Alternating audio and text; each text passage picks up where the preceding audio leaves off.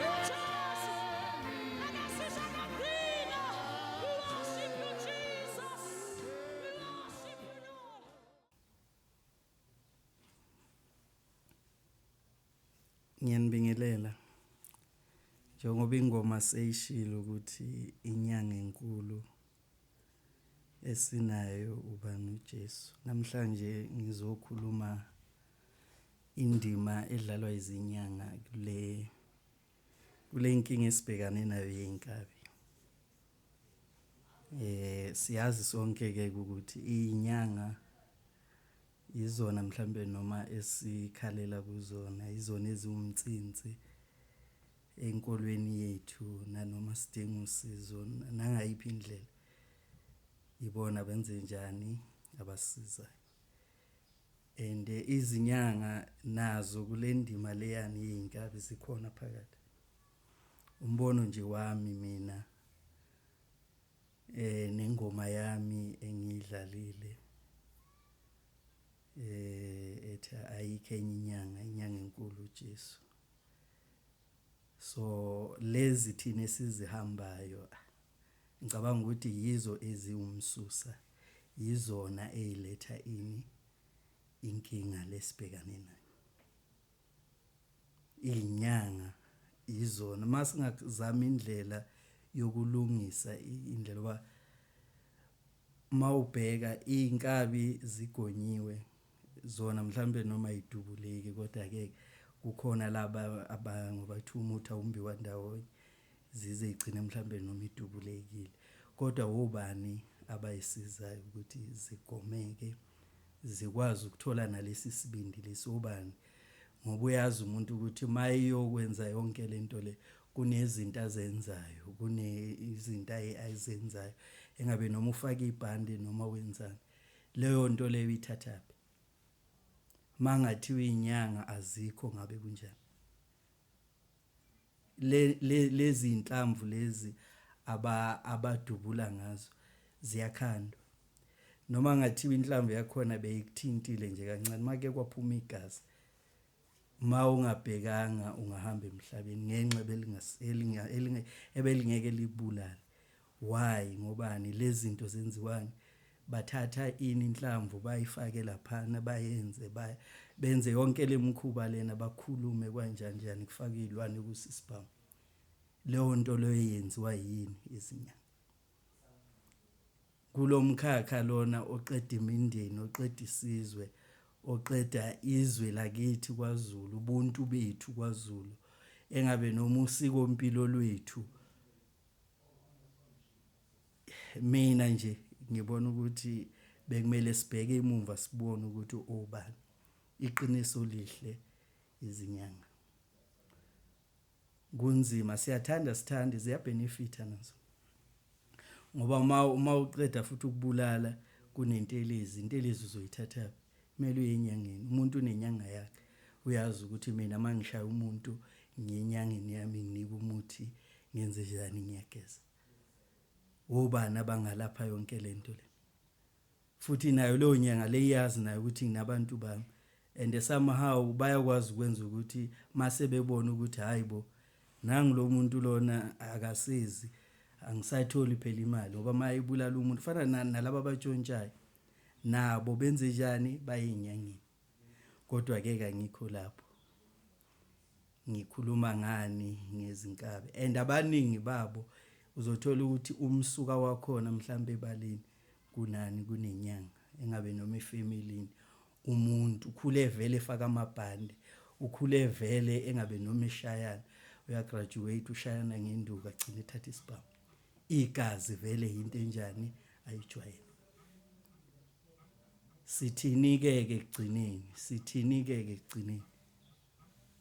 lento iphumaphi isixazululo sayo sikuphi ngobani lokho kwenzakalayo kwenziwa yini abantu esibathandayo kodwa nabo bagcina bengakhona ukuyilawula ngani ngenxa yemisebenzi yani yezinyanga nangendlela ezinjani ezisebenza ngayo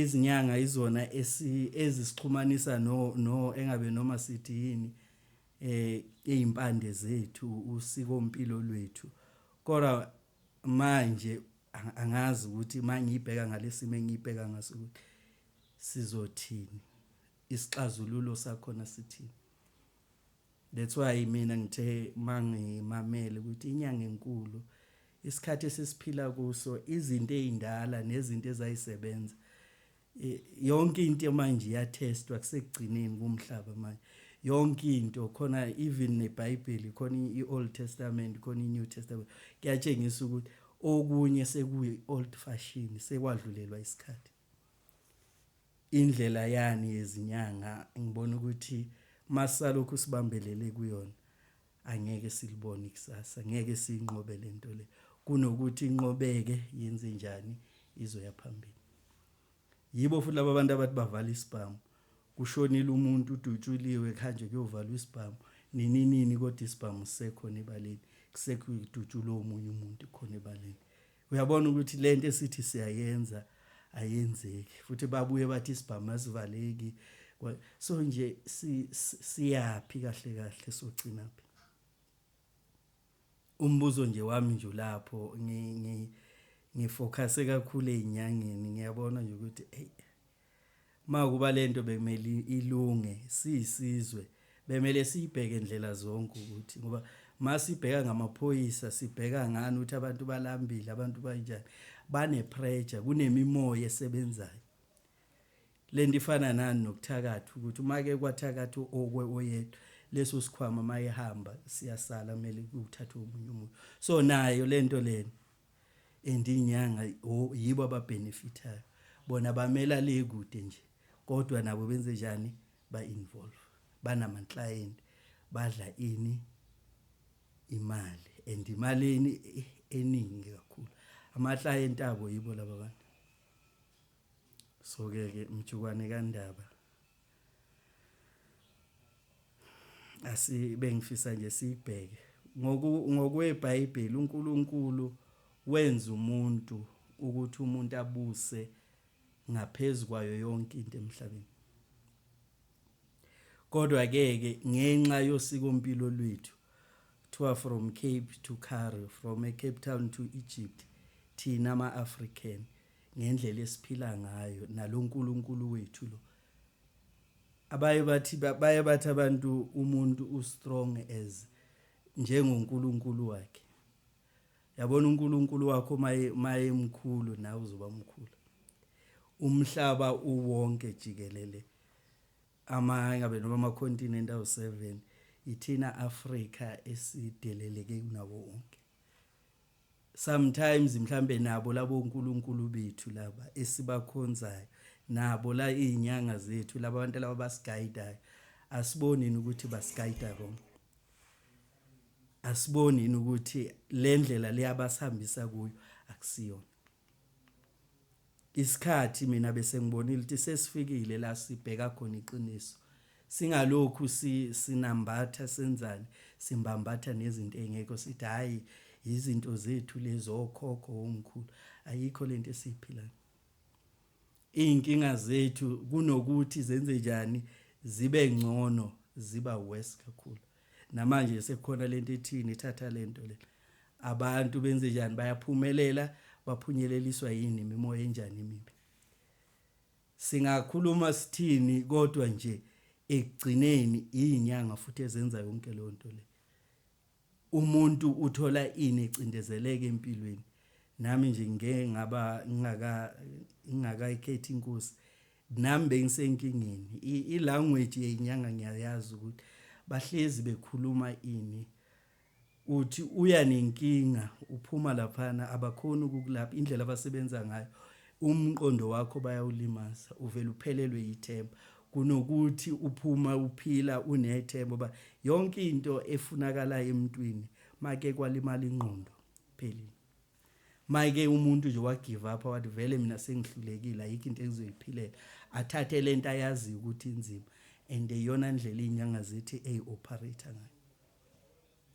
Kodwa ngokweBhayibheli uNkulunkulu mayedala umuntu, uGenesis chapter 1 verse 28, uthi uNkulunkulu wathi zalana, uNkulunkulu wababusisa, uNkulunkulu wathi ukuzalana nandi nigcwalisa umhlaba, niwunqobe, nibuse phezulu kwezinhlanzi zolwandle nezinyoni zezulu nezilwanyana ezinwabuzelayo emhlabeni. uNkulunkulu wadala umuntu wambeka phezulu kwayo yonke into emhlabeni. Phezulu kwani kwezinhlanzi zolwandle. Kumanje umoya obusayo emhlabeni nomoya obusayo ezinyangeni.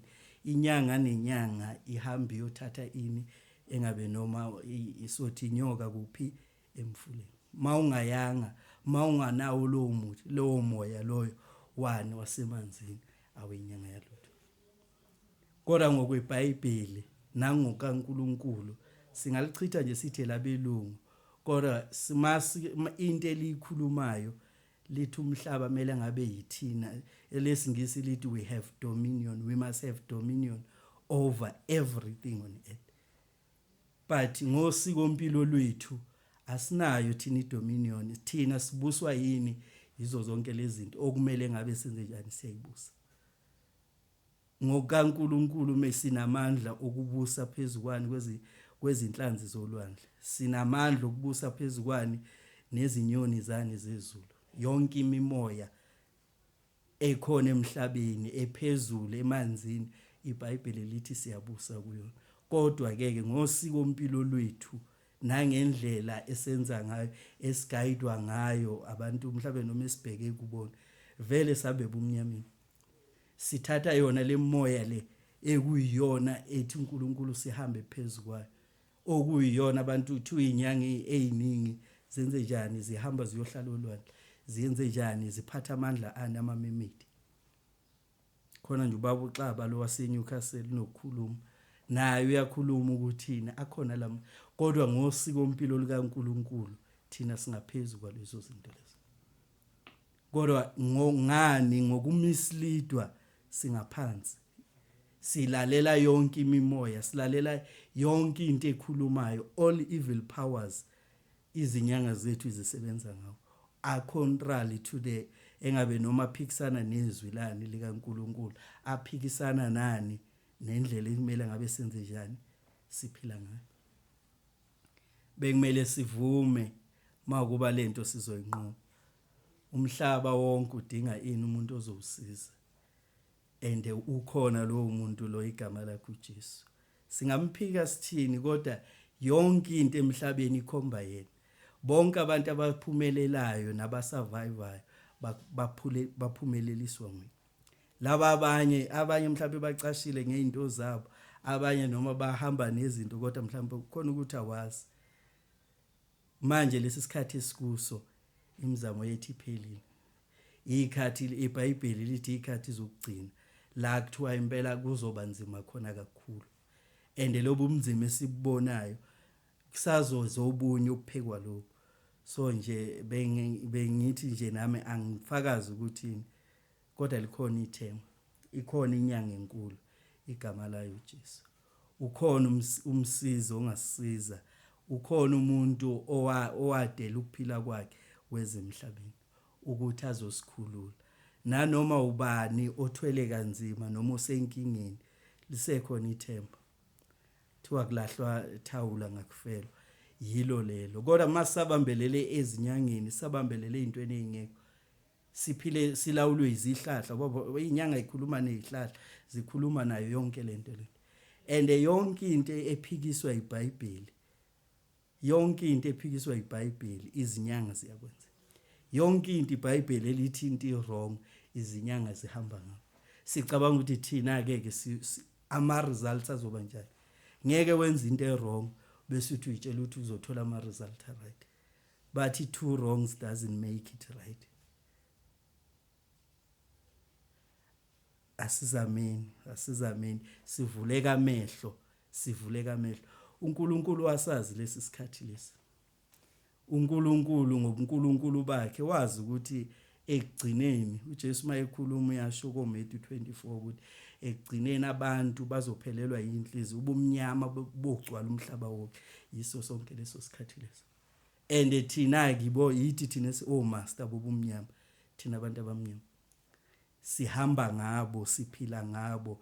Yonke imimoya iphila kithi. Sithatha imimoya yasemathuneni sizoyifaka ekhaya. Sithatha imimoya engabe yasolwandle sizo.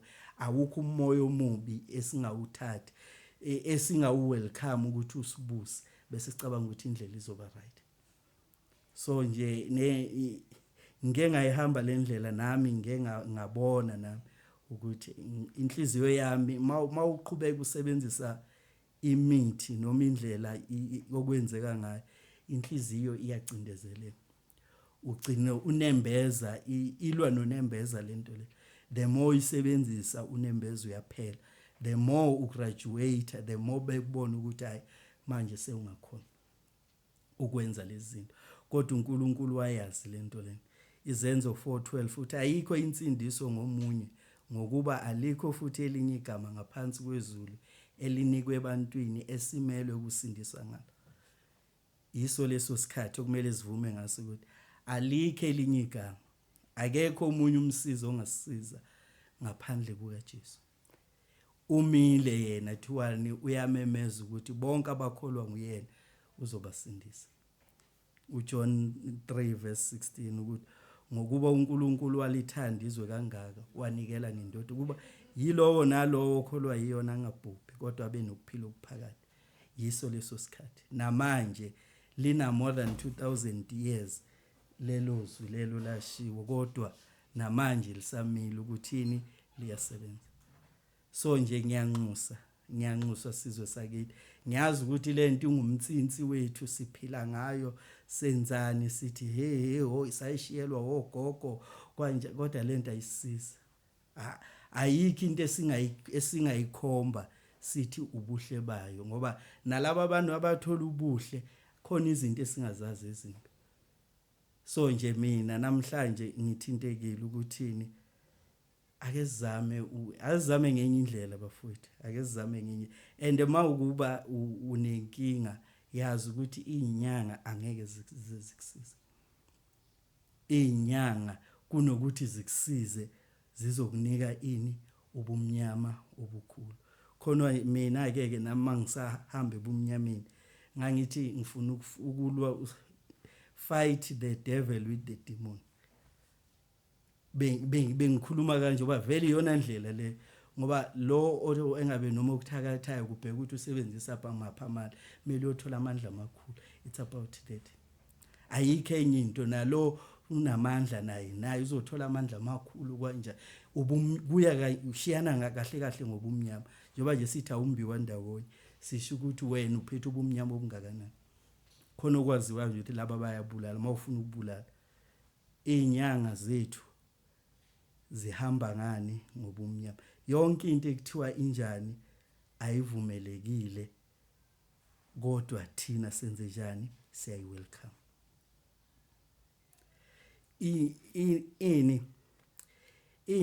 iBhayibheli lithi ungavumeli umntwana wakho ajampe umlilo. Mawufunda iBhayibheli uLeviticus 18 chapter 18 verse 21 kuyashiwo lapho kuthiwa umuntu angajampa umlilo, umuntu angenzi ingane zakhe ukuthi zenze njani, zidlule phezu komlilo. Kodwa kwaZulu noma ezinyangeni iyona ndlela esiphila ngayo le. Uyabona vele ukuthi senza into okuthiwa ingenziwa. iBhayibheli liyasho lithi inyoka isiqalekisi, inyoka irepresent uSathane. Thina inyoka sayithatha hlala nazo. Abanye bayifuyile bayazi ukuthi banenyoka. And egcineni sibuye futhi senze njani, sifuna ukuthini, siphumelele ngendlela eright. Vele thina ngendlela vele isource yethu, ilife yethu, isource yelife yethu it's wrong. And i-wrong yini, izinyanga zethu yizona ezinjani ezivula wonke lo moya lona ukuthi ibona abanjani abasinika wonke lamandla obumnyama, bese sitshela ukuthi sizokunqoba ubumnyama. iBhayibheli lithi igazi ungaliphuzi. Ubani uLeviticus chapter 17 verse 10 up to 14 uthi mayikhuluma lapho uthi ngokuba umphefumulo wenyama yonke igazi layo lihlangene nomphefumulo wayo, ngalokho ngathi abantwana bakwaIsrayeli maningalidli igazi lenyama noma iyiphi, ngokuba umphefumulo wenyama yonke uyigazi layo, yilowo nalowo oyidlayo uyakunqunywa. Kodwa thina siphuza ini igazi. Yabona makwenziwa yonke lemkhuba lena, ngake ngabona omunye owomndeni wami naye kuhlatshwa imbuzi ephuza igazi. And mayiphuza igazi kanjalo ini iBhayibheli lithi ungaliphuza igazi ngoba ini impilo yaso sonke isilwane segazini. Thina senze njani, siphuza lona igazi. Bese sifuna ukuthini, senzakalelwe yini izinto ezinhle. Yena lo mdali lona esithini umvelinqangi uyinikile umthetho ukuthi kuphilwa kanjani, unikile ini umhlahlandlela, kodwa siyawubalekela, kodwa sicabanga ukuthi wenze njani uzosisiza. Bonke abawulandelayo bayophumelela. Singakhuluma sisho sithi hayi bakhona abafundisi abarong abanjani, awulandeli umfundisi, ulandela ini umhlahlandlela onjani oseBhayibhelini. iBhayibheli bakhona abantu abaningi iBhayibheli eliprovayo ukuthi it's wrong. Noma ngakutshela iqiniso elinjani umuntu, noma ngakutshela ukuthi ugogo wakho wenzakalani kunje, amaqiniso amangaka, kodwa uma enza izinto ezirong ku-wrong lokho. Uyabona nje uPaul uyabhala ngayo lapho izenzo 16:16 kunontombazana owayehambe batshela athi naba laba bakhonza uNkulunkulu ophilayo, uNkulunkulu wangempela. kodwa uPaul wazi ukuthi loyana akakhulumi ngalomoya lwesihamba ngawo. Lo moya akhuluma ngawo umoya wani wamadlozi, umoya wani obumnyama. So thina silandela ukuthi labantu bakhuluma ini amaqiniso, kodwa asibheke ukuthi lo moya abakhuluma ngawo unjani. Ngoba uSathane wazi yonke into, uphuma ezulwini wenze njani, wazi impilo yethu, kwazi uzalwa singakazi thina ukuthi uzoba yini, yena uyakwazi. Kodwa kumele senze njani? Sikhethe ukwenze njani? Ukumethemba uNkulunkulu. Mawufunda uIsaya chapter 8 verse 19, lapho bethi kini funani kwabanamadlozi nakubathakathi ababetha imilozi banyenyeze pho abantu abayukufuna uNkulunkulu wabo yini, kuyiwe kwabafile ngabaphilayo. iBhayibheli liyakuhlukanisa ukuthi angeke uzwe kumuntu ofile uyofuna ini? Ukuphila. Angeke kwenja, kodwa lezo zinto thina siyazenza bese sicabanga ukuthi sizothola ini? Ukuphila, noma sizothola ilight. So nje okwanamhlanje ngifisa nje ukuthi mhlawumbe noma uyilalele wazi ukuthi inkinga enkulu umsuka wayo yonke lento lena ukuphi. Usendleleni yani yezinyanga lezi esizilandelayo, usezinyangeni lezi esinjani, esingafuni ukwenza njani? Ukuhlukana nazo. oSawule owayeyinkosi kwaIsrayeli wathi mayishiwo uNkulunkulu wahamba wayovusa ini? Wayesangomeni. Isangoma ngokukaNkulunkulu ngokweBhayibheli asifuni. And wayokhuluma nani? Nabantu abanjani? Abangasekho. Kodwa thina sifuna ukukhuluma nabantu abangasekho, senze njani? Sicabanga ukuthi sizokwenza njani? Sizothola izinto ezinhle. uSathane abanye baye bathi uhlakaniphile, abanye abanika izinto ezinhle bengazi. Ngobani? Phela naye akasisisidoma, akafuna ukuthi khona bangamlwela bathi hayi thina asikaze sibulale umuntu, asikaze senze. Kodwa iqiniso limile ukuthini? Indlela esihambayo iminyama, and njengoba iminyama, the more isikhathi sihamba ubumnyama lobu buyanda kunokuthi behle buba more.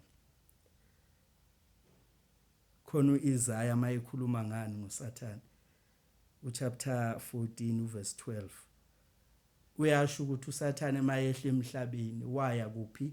Eindaweni zabantu abangasekho. Uyena njengoba thina iyinyanga nathi sithanda ini? Abantu abangasekho, isithanda amangcwaba, sithanda ini? Yiwo lo moya lo esiuphethe.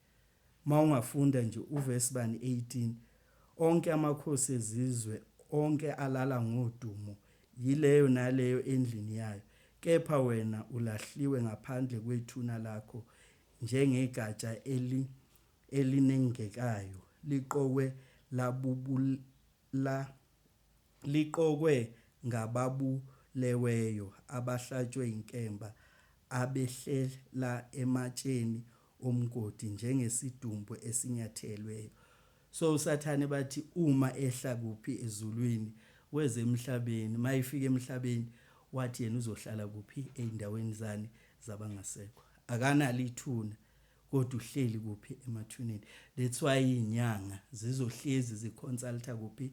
Emathuneni. La kuhleli khona ini? uSathane. Mawufunda uverse 14, ngiyakukhuphuka phezu kwezindawo eziphakemeyo zamafu, ngizenze ngibe phezu konke. Uthi uSathane mina ngizokhuphuka ngibe njani? Ngibe ngizenze ongaphezulu kwakho konke. So ubufakazi bukhona, it's just nje ukuthini asifuni ukwenza njani, noma amehlo ethu enze njani? Avalekile. Kodwa njengoba evalekile amehlo ethu, siyazi ukuthini kuzoqhubeka lokho esingakufuni, kuzoqhubeka kwenzeka. Isisombululo sisodwa ukuthini? Samukele ukuthini uSathane akusumngani wethu, uSathane akasifuni. uSathane naye uneagenda yakhe, uyabulala, uyeba, uyabhubhisa. The more silokhu simlandela, the more sifulfill iagenda yakhe, the more abantu abaningi benze njani? Bezongena, bezoheheka. So noma singathini, kodwa umsusa and abantu ahleli ukubona. And inkolo yethu iyinkinga ngoba zonke inkolo eziningi zinomhlahlandlela la ibhalwe khona. Thina yethu ayibhalwanga. Ngavuka umuntu nje lana namhlanje angene umoya engabe onjani njani. Lo muntu lo usezohambe etshela abantu ukuthi yenza kanje kanje. Ngani? Ngalomoya lo omtshelayo umguidayo. Ukuthi lo moya lo unjani, uright noma urong, ukhuluma into ephilayo noma ukhuluma into engekho, akunandaba lo. As long as abantu bephila, as long as abantu benze njani, bezobona impumelelo, bazokulandela lo moya lo. Ukuthi lento abayenzayo njoba kuthiwa ingane ingajampa umlilo, ungavumeli ingane zakho zithi jampa umlilo, ungaphuzi igazi. Kukangaka isibulala izilwane siphuza igazi, senze njani sizama ukuphila. Bese sithini, bese egcineni sivulela lemoya ukuthi izobusa kithi, izophila kithi, bese senze njani. And imithi yethu ifakwa zonke lezi zilwane, ifakwa yonke lento lena engekho right. Egcineni bese sithi impilo izokwenza njani, izohamba kahle. Elami lokugcina, uJesu yona inyanga enkulu. Bekumele samukele, bekumele sivume ukuthi uJesu ngobani, uyena ekuqaleni owayekhona namanje usesekhona. Mawufunda abaseKolose uverse uchapter 1 verse 13 to 14, owasikhulula emandleni obumnyama nowasibeka embusweni wendodana yothando lwakhe, okukuyo sinokuhlengwa ukuthethelelwa kwezono. Umuntu vele uyohlezi wona, nami ngiyona, kodwa masino Jesu uyasisiza. Masinomhlengi wenze njani, uyasibekela. Ini amahubo 32 athi umuntu obusisiwe izono zakhe ezinjani, ezimboziwe. Cha thina sizimboza ngani ngezinye izono, sihambe siyogeza, ubulala umuntu, uhambe uyolanda eminye imithi, eminye imimoya, uzama ungimbo. Kodwa iBhayibheli lithini? uNkulunkulu kuphela ongakwazi ukwenza njani, ukususa izono. uNkulunkulu kuphela ongakhona ukwenza njani, ukusisiza. uIsaiah 7 uverse 14, ngalokho inkosi uqobo iyakunika isibonakaliso, bheka intombi iyakukhulelwa izale indodana, ibiza igama layo ngokuthi uEmmanuel. Leyo nto leyo kuthiwani ngolimi lasemzini bathini, intombi into engabe noma a virgin, okuyiyona mhlambe noma kuzala uJesu, leyo nto yenzeka, kwabonakala ukuthi intombi into yazala umuntu, wathola umntwana. And lo mntwana loyo kwakuyini, isayini ukuthi uNkulunkulu naye. uNkulunkulu wasazi lesi sikhathi ukuthi sikhona siyeza. That's why enza icebo ukuthini, mase abantu sebehlulekile ngoba imizamo yethu iphelile manje. Imizamo yethu yabona nobani umkhwanazi bayakuzama abakuzamayo, kodwa amathuba amaningi ukuthi ngeke mhlambe ngagcina kuphelele kuphi njoba kuhlezi kwenzeka ko state kept, kwenzakalana ngalutho. So ziningi nje kuyakhulunywa nje silokhu sithi wow amaqiniso kanje, kodwa kusizi ngalutho. Ngoba noma iqiniso mangasileli elivela kuNkulunkulu, lelo qiniso lelo alisizi ngalutho. Ngeke limphilise umuntu, ngeke limsikhiphe kuphi ebubini, ngoba nalabo abakhuluma nabo banobubi babo. Kodwa ke bekumele senze njani, sibuyele kuNkulunkulu. Yena kuthiwa wenze njani, washaywa ukuthi thina senze njani. Mawufunda uIsaiah 53 from verse 4 to 6, washaywa ukuthi siphile. Waba yisono abamhleka abantu ngenxa yokuthini, wayefuna ukuthini, athwale ini, izono zethu.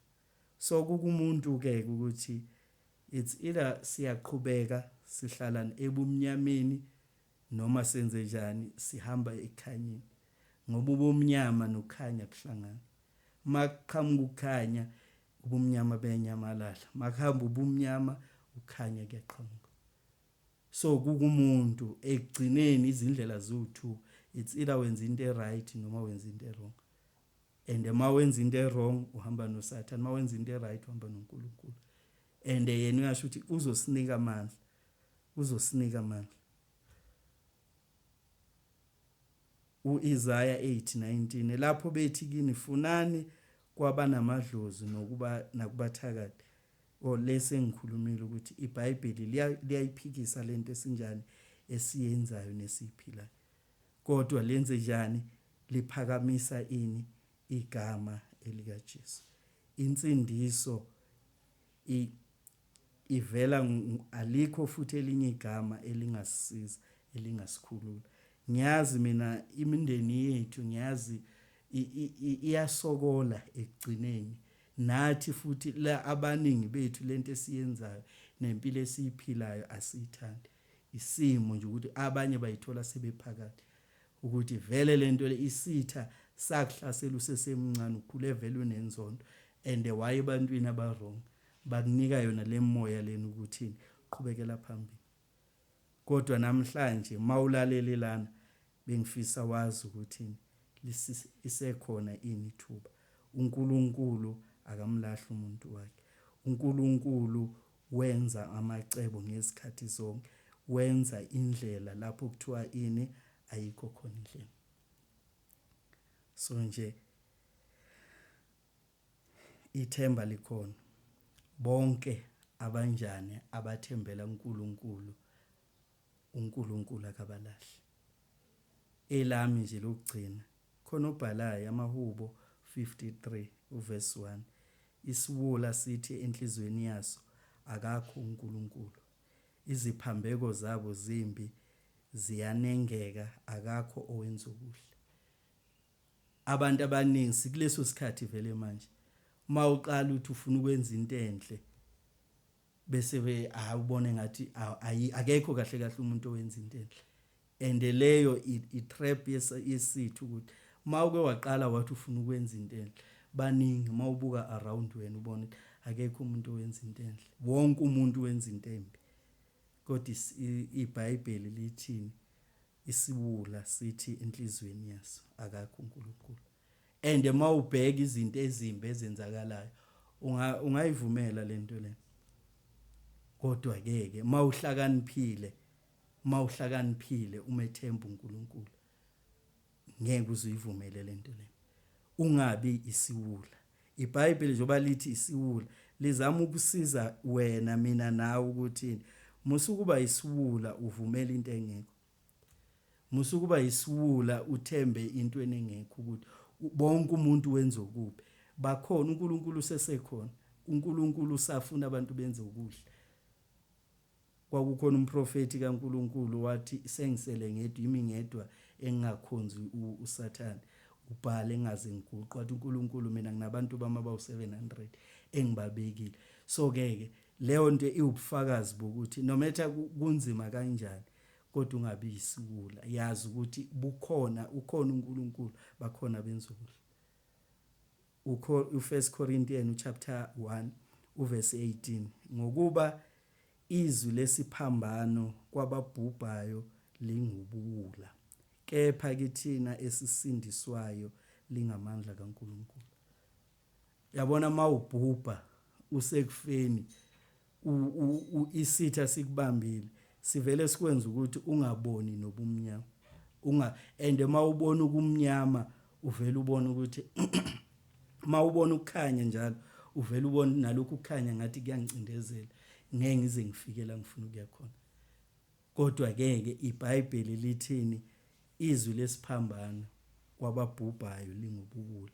So mawusalibona leli izwi leli lesiphambano lingubuwula yazi ukuthi ngokwezwi likaNkulunkulu uyisiwula. Mawusabona ukuthi akekho umuntu owenza into enhle, uNkulunkulu akekho emhlabeni, ngokwezwi likaNkulunkulu yazi ukuthi wenze njani uyisiwula. Kepha thina isisindiswayo lingamandla kaNkulunkulu. So ke ukuthi uyakhetha. It's either uhamba ngendlela yani yobumnyama yobuwula noma uhamba ngendlela yani yethemba, ukuthemba ini uNkulunkulu. Asisho ukuthi thina nathi kuhamba kahle. Zikhona endleleni ziningi izimo kodwa uNkulunkulu ukhona. Kodwa uNkulunkulu wenze njani? Akamlahli umuntu wakhe. Ilona baseKolose chapter 1 verse 15 to 20 ukhuluma ngani ngoJesu yona ingumfanekiso kaNkuluNkulu ongenakubonwa, izibulo lezidalwa zonke, ngokuba kwadalelwa kuyo konke okusezulwini nasemhlabeni, okubonwayo. Usabheke ini okwala emhlabeni, usathembele emntwini, usabheke ukuthi uzosizwa